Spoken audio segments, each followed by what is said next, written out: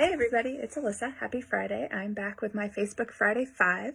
5 books that are available this weekend for you to read on Hoopla, our always available platform. I'm going to cheat a little bit this week. I'm going to give you more than 5, but you'll see why. So my first pick today is for young listeners, and it is Llama Destroys the World. It's written by Jonathan Stutzman, and it's illustrated by Heather Fox.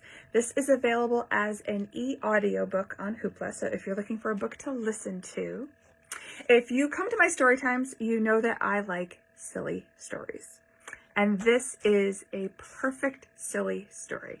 It follows our friend Llama. I'm Llama. And Llama makes a series of mistakes that result in the end of the world. But all things end well, and Llama continues to make mistakes. And if you have read Llama Destroys the World, or you heard me read it in Storytime this week, there is a sequel out now, Llama Unleashes the Alpacalypse, which is also available now in Hoopla as an e-audiobook. So these are my picks for young listeners this weekend. For my middle grade readers, just a quick announcement. For those of you who are fans of Sal and Gabby, the sequel came out this week, Sal and Gabby Fix the Universe by Carlos Hernandez, and it's available now in Hoopla. No waiting. Go check it out. But the books that I'm recommending for you for this weekend, the first one is From the Desk of Zoe Washington by Janae Marx. This is the story of Zoe Washington, and on her 12th birthday, she is checking the mail, and she discovers a letter from her father. Now, her father has been in jail since before she was born, and she has never heard from him before. So she opens his letter, and she's surprised to discover that he's actually been writing to her for a very long time. And so she decides to write back. But she knows that her mom won't like it, so she hides that her mom, she's writing back to her dad from her mom. And so now she has a super secret, must check the mail before her parents everyday mission. And in communicating with her dad, she learns that he did not commit the crime that he is in jail for, according to him. And she wants to believe her dad. And so she sets out to find the witness that her dad says is his alibi, that was never brought to trial. His lawyer did not find this witness, did not bring it up as part of his defense. And so she sets out to find this witness and to help her dad be acquitted so that she can get to know him. From the Desk of Zoe Washington. Now, if you like nonfiction, I am recommending Big Top Burning. So on July 6, 1944, fans made their way to the Ringling Brothers Barnum and Bailey circus performance in Hartford, Connecticut. But not long after the show start, a fire breaks out and burns rapidly through the Big Top. Panicked circus goers push and shove and try to escape. But within 10 minutes, the entire Big Top had burned to the ground. And it left 167 people deceased and many more injured. Was the fire arson? Was it set by the teenage circus employee who has a history of setting fires? Who is the unidentified little girl whose body was never claimed? What happened to little Eleanor Crook, who was never found?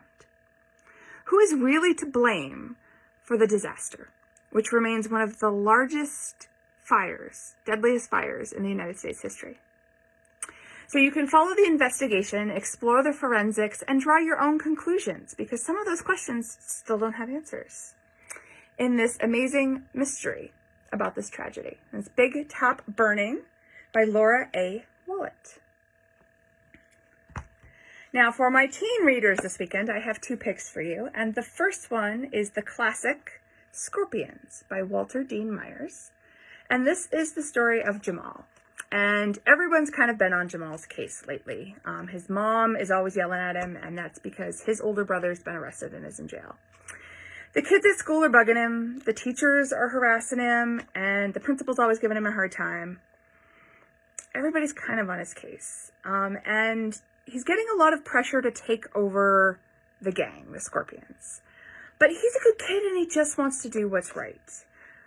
But he knows that the only way that he is going to get money to help his brother's appeal is if he becomes involved with the Scorpions and gets involved in that gang life and the drug sale and all of those things that come with the gang life. And the only person he has in his life right now that he can count on is his best friend Tito. And then Jamal comes into possession of a gun. And everything about Jamal's life changes. So if you are at all interested in social justice, or you have read books by Jason Reynolds, or you like The Hate You Give, this is one of the first books that starts to explore some of those topics, and I highly recommend it. Scorpions by Walter Dean Myers.